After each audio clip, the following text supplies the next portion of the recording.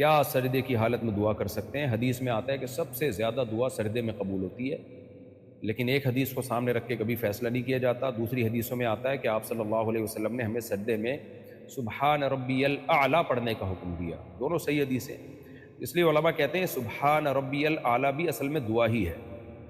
کیا مطلب اس کا؟ ہم اللہ کی تعریف کر رہے ہیں، میرا رب ہر عیب سے پاک ہے جو سب سے برتر ہے۔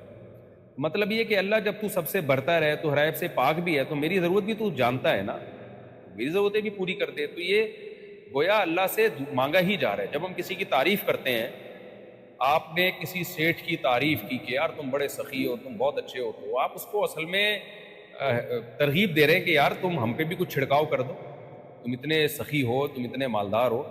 تو ہم اللہ کی جب حمد و ثنا کرتے ہیں تو اصل میں ہم اپنا بھکاری پن دکھا رہے ہوتے ہیں، ہم ہیں بھی بھکاری حقیقت ہے۔ اللہ تو تمام عزتوں کا مالک ہے، تو ہمارا خیال کر۔ تو اس لیے سبحان ربی الاعلیٰ کے جو الفاظ ہیں یہ اللہ کی حمد و ثنا بھی ہے اور یہ دعا بھی ہے۔ لیکن اگر کوئی اپنے طور پہ الگ سے بھی دعا مانگنا چاہے تو بھی ٹھیک ہے، لیکن دعا کے لیے ضروری ہے سجدے میں کہ عربی میں ہو اور منقول اور معصور دعائیں ہوں۔ منقول کا مطلب قرآن و سنت سے ثابت شدہ دعائیں ہوں، وہ دعائیں، کیونکہ نماز میں انسان اپنا کلام نہیں کر سکتا۔ اور آج کل جو یہ سجدے کا رواج چل پڑا ہے نا، بعض لوگ نماز کے بعد ایسے ہی ایک مسجد میں سجدہ کرتے ہیں، یہ ٹھیک نہیں ہے، کیونکہ اس سے بدعت کی تائید ہوتی ہے۔ کل یہ سجدے شروع ہو جائیں گے اور ہو گئے ہیں، اس لیے اس کو ترک کر دینا چاہیے۔ اگر ویسے اپنے گھر میں آپ الگ سے کوئی سجدہ کر کے دعا مانگنا چاہیں وہ تو ٹھیک ہے، لیکن مسجدوں میں اس کا معمول نہ بنایا جائے۔